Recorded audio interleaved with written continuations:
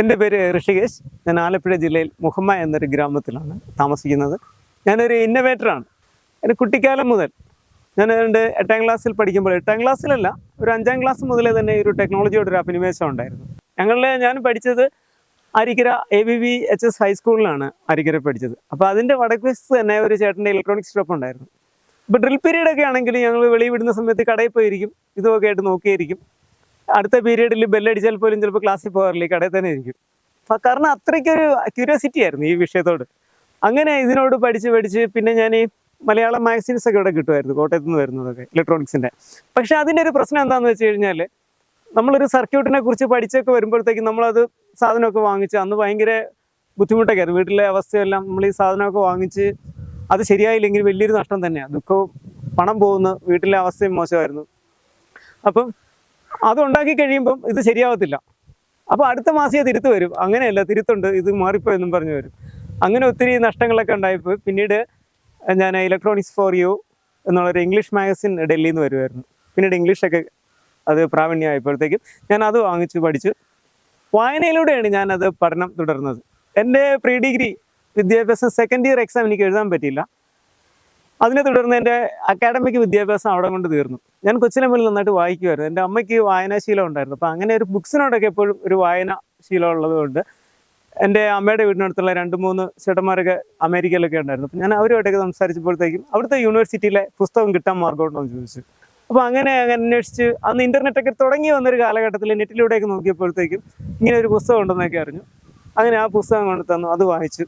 അത് വായിച്ചിട്ടാണ് നമ്മളുടെ ആ ഇലക്ട്രോണിക്സിലുള്ള ഒരു തിയറിയും പ്രാക്ടിക്കലും, അറിവിരിക്കും വിശാലമാണ്, വൈഡാണത്. അത് വായനയിലും നമ്മുടെ പുസ്തകങ്ങളിലും പ്രപഞ്ചത്തിൽ മുഴുവൻ നിറഞ്ഞിരിക്കുന്ന ഒരു സാധനമാണ് അറിവെന്നുള്ളത്. അത് നമ്മൾ നേടുമ്പോഴാണ് നമ്മളിലേക്ക് അത് വരുന്നത്. അങ്ങനെ കിട്ടിയ അറിവിലാണ് ഞാൻ ഇലക്ട്രോണിക്സ് എന്ന ആ മഹാവിഷയത്തെ പഠിക്കാനായിട്ട് പറ്റിയതും. അതിൻ്റെ തിയറി, നമ്മൾ ഇലക്ട്രോണിക്സ് എന്ന് പറയുന്ന ശാഖ എപ്പോഴും വളരെ ടഫായിരിക്കും. അത് എനിക്ക് തോന്നുന്നു ഇവിടുത്തെ നമ്മളുടെ ഇന്ത്യൻ സിലബസ് പലപ്പോഴും എന്നെ ആദരിക്കാൻ വേണ്ടിയിട്ട് നമ്മളുടെ PSC ചെയർമാനായിരുന്നു അന്ന് രാധാകൃഷ്ണൻ സാറൊക്കെ വന്നിട്ടുണ്ടായിരുന്നു. അപ്പോൾ സാർ തന്നെ പറഞ്ഞിട്ടുണ്ട്, നമ്മുടെ സിലബസൊക്കെ മാറ്റി മറിച്ച് എഴുതേണ്ട സമയം കഴിഞ്ഞെന്ന് പറഞ്ഞു. നമ്മളുടെ BTechൽ ഇപ്പോൾ പഠിപ്പിക്കുന്ന പാഠ്യപദ്ധതി വർഷങ്ങൾക്ക് മുൻപുള്ളതാണ്, ഒരു അപ്ഡേഷനും വന്നിട്ടില്ല. അതേസമയം അമേരിക്കൻ പുസ്തകങ്ങൾ വായിച്ച് പഠിച്ചപ്പോഴാണ് നമുക്ക് മനസ്സിലായത് നമ്മൾ വളരെ അപ്ഡേറ്റഡ് ആണ് അവർ. നമ്മൾ ആ രീതിയിൽ എത്തണമെങ്കിൽ ഇവിടുത്തെ സിലബസ് അതേ സ്റ്റൈലിൽ പോകണമെങ്കിൽ 10 വർഷം കഴിഞ്ഞെങ്കിൽ മാത്രമേ അമേരിക്കൻ സ്റ്റാൻഡേർഡിൽ അവർ പഠിക്കുന്നതിൻ്റെ ഒപ്പം ചെല്ലാൻ പറ്റുള്ളൂ.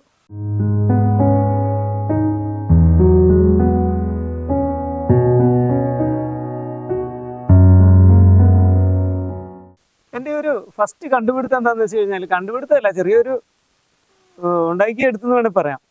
8ാം ക്ലാസ്സിൽ പഠിക്കുമ്പോഴത്തേക്കും റേഡിയോ ഉണ്ടാക്കി. റേഡിയോ എന്ന് വെച്ച് കഴിഞ്ഞാൽ അന്ന് എനിക്ക് തോന്നുന്നു നമ്മളൊരു ഡയോഡ്, ഒരു സ്പീക്കറിൻ്റെ പുറയിൽ, ഒരു ചെറിയ ഇയർഫോണിൻ്റെ പുറയിൽ ഒരു ഡയോഡും വെച്ചിട്ട് എർത്തൊക്കെ കൊടുത്ത് ഞങ്ങൾ പാട്ട് കേട്ടോണ്ടിരിക്കുമായിരുന്നു ക്ലാസ്സിൽ വെച്ച്. പിന്നീട് അതൊന്ന് അപ്ഗ്രേഡ് ചെയ്യണമെന്ന് തോന്നുന്നു. കാരണം ഏരിയലിന് കൂടെ ഒത്തിരി തരംഗങ്ങൾ പിടിച്ചെടുത്ത് ആണ് ഇത് പ്രവർത്തിക്കുന്നത്. ഇലക്ട്രോണിക്സ് വയർലെസ് ഒക്കെ തുടങ്ങുന്നതെന്നൊക്കെ ഉള്ളത് അന്നൊരു പഠിച്ചു വരുന്ന സമയത്ത് നമുക്ക് കിട്ടിയൊരു അറിവായിരുന്നു.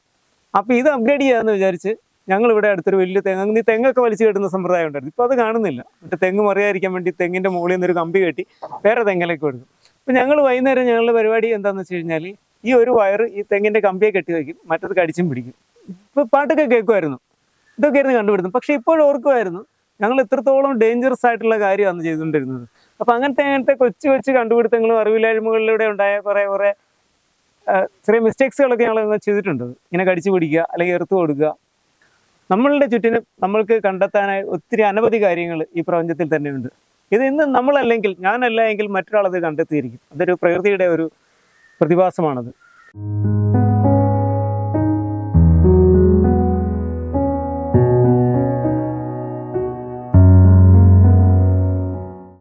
ഇലക്ട്രോണിക്സ്, അതിൻ്റെ തിയറി, പ്രാക്ടിക്കൽ, അങ്ങനെ ഒരു പ്രൊഫഷണലി പഠിച്ചതിന് ശേഷമാണ് പിന്നീട് ഈ ബോട്ടിൽ വെള്ളം കയറുമ്പോൾ, നമ്മളുടെ മുഹമ്മ കുമരകം ബോട്ട് സർവീസ്, അതിന് മുൻപ് തന്നെ പല കേസുകളിലും കായലിൽ ബോട്ടിൽ വെള്ളം കയറിയിട്ട് ഈ പലക ഇളകി വെള്ളം കയറിയിട്ട് ബോട്ട് കറങ്ങിയാടുന്ന അവസ്ഥ ഉണ്ടായിട്ടുണ്ട്.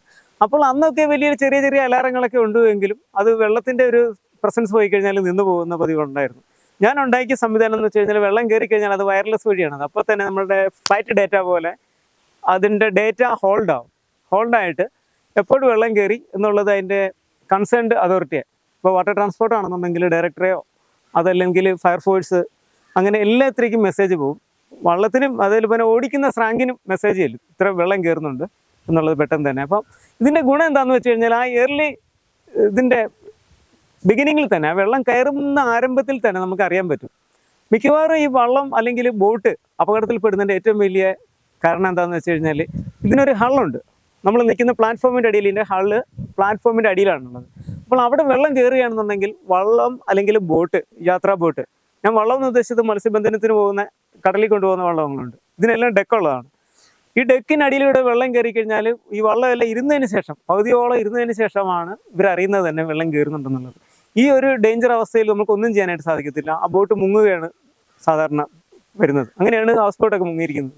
അപ്പോൾ ആ വെള്ളം കയറുന്ന ആരംഭത്തിൽ തന്നെ ഒരു 10-15 ലിറ്റർ വെള്ളം ആകുമ്പോൾ തന്നെ മെസ്സേജ് ചെല്ലും. അപ്പോൾ എവിടെയെങ്കിലും കരയ്ക്ക് അടുപ്പിക്കാനോ മറ്റു കാര്യങ്ങളോ അല്ലെങ്കിൽ റെസ്ക്യൂ വിളിക്കാനോ ഒക്കെ സാധിക്കും. അങ്ങനെ ഒരു സംവിധാനം ഉണ്ടാക്കിയതായിരുന്നു രണ്ടാമതൊരു പ്രൊഫഷണലി ഞാൻ ചെയ്ത ഒരു സംവിധാനം. പിന്നീട് അതിനുശേഷം നമ്മളുടെ ഫയർഫോഴ്സിന് വേണ്ടി തന്നെ ഞങ്ങളൊരു സിവിൽ ഡിഫൻസ് എന്ന രീതിയിൽ ഇവിടെ കായലിൽ അപകടത്തിൽപ്പെടുന്നവരെ രക്ഷിക്കുന്നതിന് വേണ്ടിയിട്ട്, അതൊരു യാതൊരു പ്രതിഫലം ആഗ്രഹിക്കാതെ ഒരു സർവീസ് എന്ന രീതിയിൽ ചെയ്യാനായിട്ട് അങ്ങനെ ഉണ്ടാക്കിയിട്ടൊരു ബോട്ടിൻ്റെ ഭാഗങ്ങളാണ് ഇതെല്ലാം. ഒന്ന് ഇതും പിന്നെ ബോട്ട് കെട്ടിയെല്ലാം ഉണ്ട്. അപ്പോൾ കായലുമായിട്ട് ബന്ധപ്പെട്ട് ഒത്തിരി മത്സ്യത്തൊഴിലാളികൾ ഇവിടെയുണ്ട്. അവർക്ക് എന്തെങ്കിലും അപകടം വരുവാണെന്നുണ്ടെങ്കിൽ അവർക്ക് അറിയിക്കുന്നുള്ള ഒരു സംവിധാനത്തിൻ്റെ രൂപകൽപ്പന ചെയ്തു വെച്ചിട്ടുണ്ട്. അത് ഫിഷറീസ് വകുപ്പുമായിട്ട് ചേർന്ന് അത് പൂർത്തീകരിക്കാനാണ് നമ്മൾ ഉദ്ദേശിക്കുന്നത്. കാരണം അവർക്ക് എന്തെങ്കിലും അപകടം വന്നു കഴിഞ്ഞാൽ ഒരു ബട്ടൺ ഞെക്കി കഴിഞ്ഞാൽ വയർലെസ്സിൽ ഉടനെ ഒരു സെൻട്രലൈസ്ഡ് കേന്ദ്രത്തിൽ ഇതിൻ്റെ മെസ്സേജ് എത്തിച്ചേരും. അപ്പോൾ ഏത് വള്ളത്തിൻ്റെ അവിടെ നിന്നാണ് അപകടം വന്നിരിക്കുന്നതെന്നും ഇയാളുടെ മെഡിക്കൽ ഹിസ്റ്ററി ഉൾപ്പെടെയുള്ള കാര്യങ്ങൾ കമ്പ്യൂട്ടറിൽ ഡേറ്റ ഉണ്ടാവും. അതായത് നമ്മളൊരു ടീം അങ്ങോട്ട് രക്ഷിക്കാൻ പോവുകയാണെങ്കിൽ, ഇപ്പോൾ ഒരു ഹാർട്ട് പേഷ്യൻ്റ് ആണെന്നുണ്ടെങ്കിൽ ആ ഹാർട്ടുമായിട്ട് ബന്ധപ്പെട്ട അറ്റോർവാസ്റ്റാറ്റിൻ പോലെയുള്ള ലിപ്പിഡ് ലോവറിങ് മെഡിസിൻസ്, അല്ലെങ്കിൽ ക്ലോപ്പിഡോഗ്രൽ പോലെയുള്ള ബ്ലഡിൻ്റെ ക്ലോട്ടിങ് കട്ടയാകുന്ന കുറയ്ക്കുന്ന അത്തരം മെഡിസിൻസ്, അങ്ങനെയുള്ള കാര്യങ്ങളുമായിട്ട് ബന്ധപ്പെട്ടും, അതുപോലെ തന്നെ വേറെ എന്തെങ്കിലും രോഗങ്ങളുള്ള ആളാണോ, എന്തെങ്കിലും പ്രഷർ വേരിയേഷൻ ഉള്ള ആളാണെന്നുണ്ടെങ്കിൽ അതുമായിട്ട് ബന്ധപ്പെട്ട മെഡിസിൻസും എല്ലാം ഇവർക്ക് വേണ്ടി ഒരു ഡേറ്റ അവരുടെ ഡോക്ടറുമായിട്ട് നമ്മൾ ചർച്ച ചെയ്തതിന് ശേഷം അങ്ങനെ ഒരു മെഡിസിൻ പാക്കേജുമായിട്ട് പോകുന്നത്, ഇൻക്ലൂഡിങ് പെട്രോൾ. അവർക്കൊരു പെട്രോൾ തീർന്നു കഴിഞ്ഞാൽ ആ പെട്രോൾ വരെ നമ്മൾ ഫ്രീ ആയിട്ട് കൊണ്ട് കൊടുത്ത് അവരെ രക്ഷിക്കുക എന്നുള്ളതാണ് നമ്മളുടെ ഏറ്റവും വലിയ ഇത്. അല്ലാതെ അവരുടെ ഒരു രക്ഷിച്ച് പൈസ വാങ്ങിക്കുകയല്ല. ആ ഒരു സംവിധാനത്തെക്കുറിച്ച് ഞങ്ങളൊരു പ്ലാറ്റ്ഫോം തയ്യാറാക്കിയിട്ടുണ്ട്. അപ്പോൾ അത് ഉടനെ തന്നെ അത് പ്രാവർത്തികമാകും.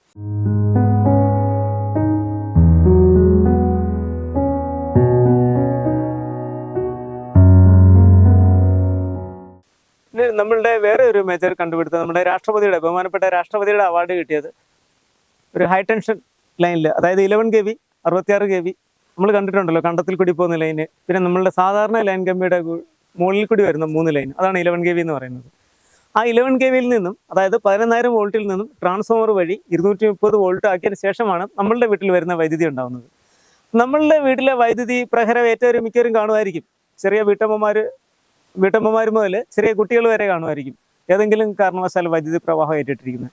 അപ്പോൾ അവർക്കറിയാൻ പറ്റും വൈദ്യുത പ്രവാഹത്തിൻ്റെ തീവ്രത എത്രത്തോളം ഉണ്ടെന്ന്. അതിനേക്കാളും 11,000 മടങ്ങ്, അതായത് 11 kV എന്ന് പറയുന്നത് എത്രയോ ഉന്നത വോൾട്ടേജ് നമുക്ക് സങ്കല്പിക്കാൻ പോലും പറ്റത്തില്ല. ആ വൈദ്യുതി ഏറ്റ് പല ജീവനക്കാരും മരണപ്പെട്ടിട്ടുണ്ട്. നമ്മളുടെ മുഹമ്മയിലെ ഞങ്ങളുടെ സെക്ഷൻ ഓഫീസിനവിടെ ഞങ്ങളുടെ അടുത്ത് തന്നെ മുഹമ്മയിലെ ഒരു ജീവനക്കാരൻ ഒരു 230 വോൾട്ട് ലൈനിലെ പണിക്കാണ് അദ്ദേഹം കയറിയത്. അതായത് 230 വോൾട്ട് എന്ന് പറയുമ്പോഴത്തേക്കും 11 kV ലൈനെല്ലാം ഓഫാക്കിയതിന് ശേഷമാണ് ആ 230 വോൾട്ട്, അതായത് നമ്മളുടെ വീട്ടിലേക്ക് വരുന്ന ഡൊമസ്റ്റിക് ലൈനിൽ വർക്ക് നടത്തുന്നത്. അങ്ങനെ അദ്ദേഹം വർക്ക് ചെയ്തുകൊണ്ടിരുന്നപ്പോൾ മുഹമ്മ ജംഗ്ഷന് കിഴക്കുവശത്ത് ഏകദേശം എനിക്ക് തോന്നുന്നൊരു 11 മണിയായിട്ടുണ്ടെന്ന് തോന്നുന്നു, അദ്ദേഹം ഷോക്കേറ്റ് വീഴുകയായിരുന്നു. ഷോക്കേറ്റ് താഴെ വീണ് മരണം സംഭവിക്കുകയായിരുന്നു. ഇലക്ട്രിക്കൽ ഇൻസ്പെക്ടറേറ്റിൽ നിന്നും അന്വേഷണങ്ങളൊക്കെ വന്നു.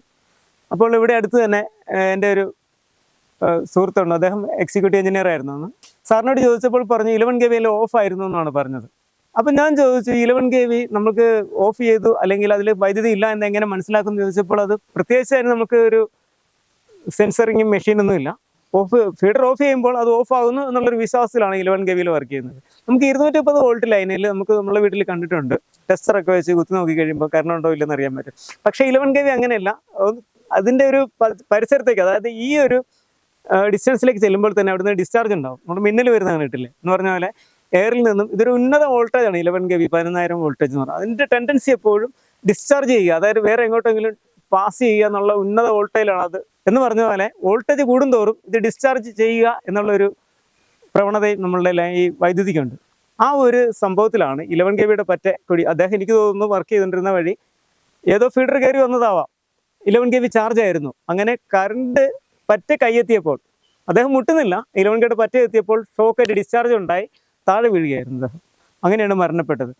അപ്പോൾ അന്ന് മുതലാണ് ഞാൻ 1 മീറ്റർ ദൂരെയെങ്കിലും നിന്നുകൊണ്ട് തന്നെ 11 kV ഉണ്ടോ ഇല്ലയോ എന്ന് അറിയുന്ന ഒരു ഉപകരണം ഉണ്ടാക്കുന്നതിന് വേണ്ടിയിട്ടുള്ള പരിശ്രമത്തിലായിരുന്നു. അങ്ങനെ ഞാൻ പിന്നീട് ഒരു ഡിവൈസ് ഉണ്ടാക്കിയിട്ട് ഇത് ടെസ്റ്റ് ചെയ്യുന്നതിന് വേണ്ടിയിട്ട് മുഹമ്മയ്ക്ക് പോയി. അപ്പോൾ നമ്മളുടെ ഇവിടെ നിന്ന് 11 kV ഇല്ലാത്തതുകൊണ്ട് അന്ന് 11 kV ഇവിടെയൊന്നും വന്നിട്ടില്ല, ഇപ്പോഴും ഇല്ല ഇവിടെയൊന്നും. അങ്ങനെ 11 kV ടെസ്റ്റ് ചെയ്യുന്നതിന് വേണ്ടിയിട്ട് ഞാൻ സൈക്കിളെ ഇതുമായിട്ട് പോകുമ്പോഴത്തേക്കും ഇത് വർക്ക് ചെയ്യാൻ തുടങ്ങി പെട്ടെന്ന്, റോഡേ കൂടി സൈക്കിളെ പോയപ്പോൾ. അപ്പോൾ ഞാൻ വിചാരിച്ചു ഇതെന്തോ ഫാൾട്ടായിരിക്കും എന്ന് വിചാരിച്ചു. കാരണം നമ്മളിത് അതിൻ്റെ പറ്റക്കൊണ്ടിയില്ലാതെയാണല്ലോ വർക്ക് ചെയ്യുന്നത്. ഏകദേശം ഒരു 8 മീറ്റർ അകലെ വെച്ച് തന്നെ ഇത് ഓണായിട്ടിരിക്കുമായിരുന്നു, ഞാൻ അറിയാതെ ഇത് ഓണിൽ കിടക്കുമായിരുന്നത്. അങ്ങനെ പോയപ്പോൾ ഇത് വർക്ക് ചെയ്യാൻ തുടങ്ങി. ഞാൻ വിചാരിച്ചു ഇതിനെന്തോ മാൽ ഫങ്ഷൻ ആയിരിക്കും, അല്ലെ ഇതിൻ്റെ ഒരു തകരാറായിരിക്കും എന്ന് വിചാരിച്ച് ഞാൻ ഫസ്റ്റ് അടിച്ചു നോക്കിയത്. ദൂരെ മാറി ഒന്ന് അടിച്ചു നോക്കിയിട്ട് കുഴപ്പമൊന്നും കാണുന്നില്ല, സർക്യൂട്ടെല്ലാം ഓക്കെയാണ്. പിന്നെ ഇതുപോലെ പോയപ്പോൾ ഇതുപോലെ അലാറം അടിക്കാൻ തുടങ്ങി. പിന്നെ എനിക്ക് അപ്പോഴാണ് മനസ്സിലായത് നമ്മൾ 1 മീറ്റർ ഡിസ്റ്റൻസിന് 11 kV ഉണ്ടോ എന്നറിയുന്ന വേണ്ടി കണ്ടുപിടിച്ച ഉപകരണം 8-9 മീറ്റർ അകലെ വെച്ച് തന്നെ ഇത് ഡിറ്റക്ട് ചെയ്യാൻ തുടങ്ങിയിരുന്നു. അപ്പോഴാണ് എനിക്ക് മനസ്സിലായത്, KCBക്ക് മനസ്സിലായത്, ഇതിൻ്റെ ഡെഡ്ലി വേവ്സ്, ഇലക്ട്രിക് ലൈനിലൂടെ ഒരു വൈദ്യുതി പ്രവഹിക്കുമ്പോൾ അവിടെ ഇലക്ട്രിക് ഫീൽഡ് ഉണ്ടാവും. ആ ഫീൽഡ് വോൾട്ടേജ് കൂടുന്തോറും ആ ഫീൽഡ് കൂടിക്കൊണ്ടിരിക്കും. 230 വോൾട്ടിൻ്റെ ഫീൽഡ് ഏകദേശം ഇത്രയും ഒരു 2 അടി വ്യാസത്തിലാണ് എൻ്റെ ഫീൽഡ് കിടക്കുന്നത്. 11 kVയുടെ ഫീൽഡ് വരുന്നത് ഏകദേശം 11 മീറ്റർ വരെ വരുന്നുണ്ട്, 11 മീറ്റർ വരെ വരുന്നുണ്ട്. അത് ഈ ഉപകരണം ഉണ്ടാക്കിയപ്പോഴാണ് മനസ്സിലായത്. അതുകൊണ്ടാണ് ആ ഉപകരണം 11 kVയുടെ പറ്റ കൊണ്ടുപോകാതെ കൊണ്ട് തന്നെ പ്രവർത്തിക്കാൻ തുടങ്ങിയത്. അങ്ങനെ ഞാൻ മധുലാൽ സാറിനെയൊക്കെ കണ്ടു, അദ്ദേഹം AXC ആയിരുന്നു. ഞങ്ങളവിടെ ടെസ്റ്റ് നടത്തി SL പുരം സബ്സ്റ്റേഷനല്ല SL പുരത്തിൻ്റെ ഓഫീസിൽ, SL പുരത്ത്. പിന്നീട് ഇത് അങ്ങനെ ഇരിക്കുമ്പോഴത്തേക്കാണ് നാഷണൽ ഇന്നൊവേഷൻ ഫൗണ്ടേഷൻ, അതായത് ഗ്രാമീണ കണ്ടുപിടുത്തങ്ങൾക്ക് അവാർഡ് കൊടുക്കുന്ന ഒരു ഓട്ടോണമസ് ബോഡിയാണ്, അത് സയൻസ് ആൻഡ് ടെക്നോളജിയാണ്, അണ്ടർ സയൻസ് ആൻഡ് ടെക്നോളജിയുടെ ഇതിലുള്ളതാണ്. അങ്ങോട്ട് ഞാനിത് അയച്ചു, അവാർഡിന് വേണ്ടിയിട്ട് അയച്ചപ്പോഴാണ് 2015. ഞാൻ അയച്ചത് 2011 പക്ഷേ ഇതിൻ്റെ 2 വർഷം കൂടുമ്പോഴാണ് ഒരു അവാർഡ് സെറിമണി അവിടെ നടക്കുന്നത്. അങ്ങനെ 2015 സെലക്ഷനായി എന്നെ ഗുജറാത്തിലേക്ക് അവിടുന്ന് ആൾ വന്നു, രാഷ്ട്രപതിയുടെ അവാർഡ് സെറിമണി ഓഫീസിൽ നിന്ന് ആൾ വന്നു. എന്നെ അങ്ങോട്ട് കൊണ്ടുപോയി അവർ ഡെമോൺസ്ട്രേഷൻ നടത്തി. അവിടെ എല്ലാം സർക്കാർ ചിലവിലായിരുന്നു, സെൻട്രൽ ഗവൺമെൻറ്റിൻ്റെ സെൻട്രൽ ഗവൺമെൻറ്റിൻ്റെ ചിലവിലായിരുന്നു. 4 ദിവസം ഞാൻ അവിടെ ഡെമോൺസ്ട്രേഷൻ വേണ്ടി ഗുജറാത്തിലുണ്ടായിരുന്നു. അതിന് ശേഷമാണ് 2015 മാർച്ചിൽ രാഷ്ട്രപതിയുടെ അവാർഡിന് സെലക്ഷനായ വിവരം, അവാർഡ് സെറിമണി നടക്കുന്നത് എനിക്ക് ലെറ്റർ വരുന്നത്. അങ്ങനെ ഋഷികേശിൻ്റെ ഇത് അവാർഡിനെ ക്ഷണിച്ചിരിക്കുന്നു എന്ന് പറഞ്ഞ് ലെറ്റർ വന്നു. 2015 മാർച്ചിൽ ഞങ്ങൾ ഇവിടുന്ന് ട്രെയിൻ കയറി. സെൻട്രൽ ഗവൺമെൻറ്റാണ് ടിക്കറ്റ് എല്ലാം പ്രൊവൈഡ് ചെയ്തത്, AC ടിക്കറ്റ്. നമ്മളുടെ വീട്ടിൽ നിന്ന് ഒരാൾ കൂടി പോകാമായിരുന്നു, എൻ്റെ പെങ്ങളുടെ മോനാണ് വന്നത്. നമ്മൾ രാഷ്ട്രപതി ഭവനിലേക്ക് കയറുന്ന ഒരു വൈകാരിക സീനുണ്ട്. നമ്മൾ അങ്ങോട്ട് കയറുമ്പോൾ തന്നെ അതിൻ്റെ സെക്യൂരിറ്റി വിങ്സ് മൊത്തം നമ്മൾ പരിശോധിച്ചതിന് ശേഷമാണ് രാഷ്ട്രപതി ഭവനത്തേക്ക് കയറ്റുന്നത്. അതിനുശേഷം എനിക്ക് അവാർഡിനേക്കാളും ശരിക്കും എനിക്ക് ഒരു കോരിത്തരിച്ചൊരു നിമിഷം ഉണ്ടായത്, ഞങ്ങളിങ്ങനെ ആ അവാർഡിന് സെറിമണിക്ക് മുമ്പ് ഹാളിലിരുന്നപ്പോഴത്തേക്കും രാഷ്ട്രപതി വരുന്നൊരു സീനുണ്ട്. അന്ന് നമ്മുടെ പ്രണബ് കുമാർ മുഖർജിയായിരുന്നു, അദ്ദേഹം നടന്നു വരുന്നു ആ വേദിയിലേക്ക്. ഇപ്പോൾ 2 ദേശീയ പതാകകൾ മാറുന്നു. ജനഗണമന, അത് ഇതിൻ്റെ മ്യൂസിക് ഇൻസ്ട്രുമെൻറ്റ് മ്യൂസിക്കലായിട്ട് ജനഗണമന അതിനായക ജയഹേ എന്ന് പറഞ്ഞ് ഞങ്ങളെങ്ങനെ എഴുന്നേറ്റ് നിൽക്കുന്നു. ഏതൊരു ഇന്ത്യക്കാരൻ്റെയും രക്തം തിളയ്ക്കുന്ന ഒരു നിമിഷമാണത്. ആ ഒരു ഫീൽ, ആ ദേശീയ പതാക, രാഷ്ട്രപതി വരുന്നു, ആ ഫീല് നമുക്ക് പറഞ്ഞറിയിക്കാൻ പറ്റത്തില്ല അതെന്താണെന്നുള്ളത്. എനിക്ക് തോന്നുന്നത് എൻ്റെ അവാർഡിനേക്കാൾ എനിക്ക് ഇപ്പോഴും ഞാൻ ശ്രേഷ്ഠമായിട്ട് വരുന്ന ആ ഒരു നിമിഷമാണത്. രാഷ്ട്രപതി വരുന്നതും ആ ദേശീയ ഗാനം വരുന്നത്, ഞാൻ ആദരവോടെ ഞങ്ങൾ എഴുന്നേറ്റ് കണ്ണൊക്കെ നിറഞ്ഞു ഞങ്ങളുടെ ആ ഒരു ഫീല്. അതിനുശേഷമാണ് ഇതിൻ്റെ ഒരു പ്രത്യേകത, ഈ അവാർഡിൻ്റെ പ്രത്യേകത എന്താണെന്ന് വെച്ച് കഴിഞ്ഞാൽ, രാഷ്ട്രപതി നമ്മൾ അതിഥിയും രാഷ്ട്രപതി ആതിഥേയനുമായി മാറുന്ന ഒരേ ഒരു സിറ്റുവേഷനാണത്. അതായത് കണ്ടുപിടുത്തക്കാർ അതിഥിയായിട്ടും രാഷ്ട്രപതി ആതിഥേയനുമായി മാറുകയാണ് അവിടെ ചെയ്യുന്നത്. അങ്ങനെ നമ്മൾ സ്റ്റാളിൽ നമ്മൾ കണ്ടുപിടിച്ച ഉപകരണങ്ങൾ കാണാൻ രാഷ്ട്രപതി നേരിട്ടെത്തും, പരിചാരകരുമായിട്ട് ഓരോ കണ്ടുപിടുത്തങ്ങളും കണ്ട് നമ്മളോട് വിശദമായി ചോദിക്കും. അതിനുശേഷമാണ് അവാർഡ് തരുന്നത്. അന്ന് കേരള സ്റ്റേറ്റിന് വേണ്ടി കിട്ടിയ 3 സ്റ്റേറ്റ് അവാർഡാണ് 2015 ഉണ്ടായിരുന്നത്. ഒന്ന് ജമ്മു ആൻഡ് കാശ്മീർ, ഒന്നൊരു ഈസ്റ്റേൺ ഇന്ത്യൻ സ്റ്റേറ്റാണെന്ന് തോന്നുന്നു, പിന്നെ നമ്മുടെ കേരള സ്റ്റേറ്റ് സ്പെഷ്യൽ അവാർഡായിരുന്നത്. അന്ന് ശ്രീ ഉമ്മൻചാണ്ടി സാറായിരുന്നു മുഖ്യമന്ത്രിയായിട്ടുണ്ടായിരുന്നത്. ഈ അവാർഡ് കിട്ടിക്കഴിഞ്ഞ് ഞാനത് മുഖ്യമന്ത്രിയെ കൊണ്ട് ഏൽപ്പിച്ചു. അദ്ദേഹം അത് അവിടെ വെച്ച് തന്നെ എല്ലാവരെയും കാണിച്ചു. ഞാൻ ഈ അവാർഡ് കേരളത്തിന് വേണ്ടി ഏറ്റെടുത്തിരിക്കുന്നതെന്ന് പറഞ്ഞ് എല്ലാവരെയും കാണിച്ച് എൻ്റെ കയ്യിലേക്ക് തരുകയും ചെയ്തു. അതോടുകൂടിയാണ് ഈ NIF-ൻ്റെ അവാർഡ് കിട്ടിയതിന് ശേഷം എൻ്റെ ലൈഫിലൊരു ട്വിസ്റ്റ് ഉണ്ടായത്. കാരണം എൻ്റെ കഴിവുകളെ ഏറ്റവും വലിയൊരു രസം, പത്രക്കാർക്ക് ശരിക്കും ഒരു വിഭവമായി മാറിയത്, അക്കാഡമിക്കലി പോയി പഠിച്ച പലരും ഒന്നും ചെയ്യാൻ പറ്റാതെ നിൽക്കുന്ന സമയത്ത് അക്കാഡമിക്കലി അല്ലാതെ കണ്ട് സ്വയം പുസ്തകം വരുത്തി രേഖലിപിനെ പോലെ വിദ്യയെ ആർജിച്ചു എന്നുള്ളതാണ് പത്രക്കാർ എപ്പോഴും ഹെഡ്ലൈനായിട്ട് കൊടുത്തുകൊണ്ടിരുന്നത്. എപ്പോഴും ഒരു ഇംഗ്ലീഷ് പത്രം എപ്പോഴും എഴുതിക്കൊണ്ടിരുന്നത് ദ സെൽഫ് ടോട്ട് എഞ്ചിനീയർ എന്നും പറഞ്ഞാൽ അവരിപ്പോഴും എഴുതുന്നത്. അപ്പോൾ അവർ പറയുന്നത് നമ്മളെല്ലാം ഒരു അറിവും കഴിവും എല്ലാം ഉണ്ട്, ഈ അറിവുകൾ നമ്മൾ സ്വായത്തമാക്കുവാൻ നമ്മൾ ശ്രമിക്കുന്നില്ല എന്നുള്ളതാണ് ഏറ്റവും ദയനീയം ആയിട്ടുള്ളൊരവസ്ഥ.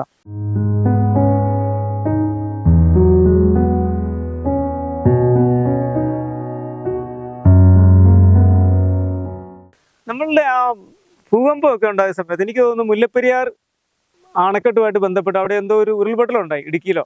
അപ്പോൾ അന്ന് പി ജെ ജോസഫ് സാർ മന്ത്രിയായിരുന്നു. അപ്പം ഞാൻ ഒരു ഡിവൈസ് ഉണ്ടാക്കിയപ്പോൾ ഞാൻ അന്വേഷിച്ചപ്പോഴത്തേക്കും ഞാൻ അദ്ദേഹത്തോട് തിരക്കിയപ്പം ഡിപ്പാർട്ട്മെൻറ്റ് തലത്തിൽ അറിയാൻ പറ്റിയത് ഭൂകമ്പം ഉണ്ടായി എന്നുള്ളത് സർക്കാരിന് മാത്രമാണ് അറിയാൻ പറ്റുന്നത്. അതിൻ്റെ ഒരു റിക്ടർ സ്കെയിലും മറ്റു കാര്യങ്ങളും ഡേറ്റയും കിട്ടുന്നത്, ജനങ്ങൾക്ക് ഭൂകമ്പം അനുഭവപ്പെടുക മാത്രമേ ഉള്ളൂ. അപ്പോൾ ഞാൻ ആലോചിച്ചു, എന്തുകൊണ്ട് ഒരു ഭൂകമ്പം ഉണ്ടാകുന്ന സമയത്ത് ചെറിയ വൈബ്രേഷൻ ഉണ്ടെങ്കിൽ പോലും ജനങ്ങളെ അറിയിക്കുകയാണെന്നുണ്ടെങ്കിൽ പെട്ടെന്നൊരു മുറിയുടെ അല്ലെങ്കിൽ വീടിൻ്റെ പുറത്തിറങ്ങി നിൽക്കാൻ പറ്റിയാൽ വലിയൊരു ദുരന്തം ഒഴിവാക്കാൻ പറ്റുമല്ലോ.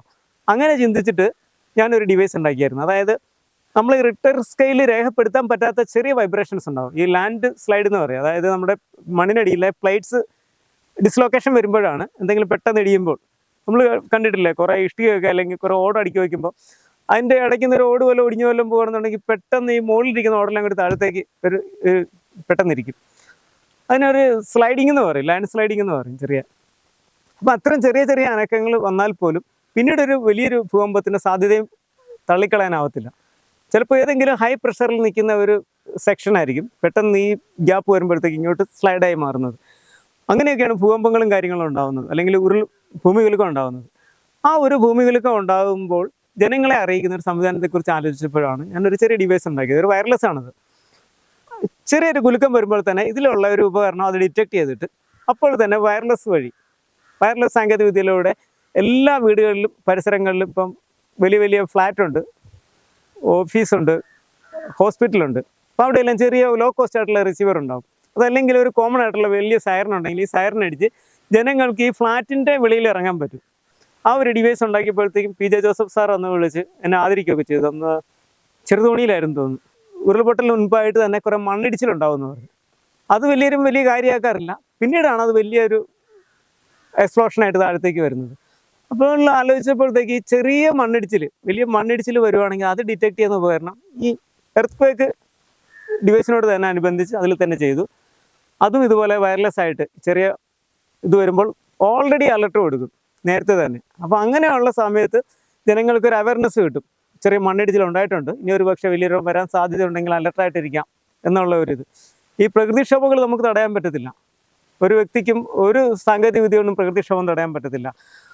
നമുക്ക് ചെയ്യാൻ പറ്റുന്നത് പിന്നെ മിറ്റിഗേഷൻ ടൂൾ എന്ന് പറഞ്ഞാൽ ഇതിനെ ലഘൂകരിക്കുക എന്നുള്ളതാണ് നമുക്ക് ചെയ്യാൻ പറ്റുന്ന ഏക മാർഗം. ഇതുപോലെ സൈറൻ കൊടുത്ത് ആൾക്കാരെ ഒന്ന് വെളിയിൽ ഇറക്കി നിർത്തുക, അല്ലെങ്കിൽ അതിനുള്ള ആ പ്രദേശം വിട്ടു പോകാനായിട്ട് ഓരോ സജ്ജീകരണങ്ങൾ ഉണ്ടാക്കുക. ഇതെല്ലാമാണ് നമ്മൾ ഇതുകൊണ്ട് ഉദ്ദേശിക്കുന്നത്. അപ്പോൾ അതെല്ലാം നമുക്ക് ഫലവത്തായിട്ട് വന്നിട്ടുണ്ട്. അതായത് ബന്ധപ്പെട്ട ഡിപ്പാർട്ട്മെൻറ്റുകൾക്ക് അയച്ചിട്ടുണ്ട്. ഇത് തന്നെ നമ്മളുടെ അടുത്തൊരു കോമ്പറ്റീഷന്, നാഷണൽ ഇന്നൊവേഷൻ ഫൗണ്ടേഷൻ്റെ 14ാമത് കോമ്പറ്റീഷന് 4 എൻട്രികൾ ഞാൻ അയച്ചിട്ടുണ്ട്, അവാർഡ് കോമ്പറ്റീഷന്. എന്തായാലും നമുക്ക് അടുത്തൊരു അവാർഡ് കൂടി അടുത്ത മാർച്ചിനുള്ളിൽ കേരളത്തിലേക്ക് വരും, അല്ലെങ്കിൽ ഒരു നാഷണൽ അവാർഡ് ആണ് പ്രതീക്ഷിച്ചിരിക്കുന്നത്. അതിൻ്റെ പേപ്പർ വർക്കെല്ലാം നടന്നുകൊണ്ടിരിക്കുകയാണ്.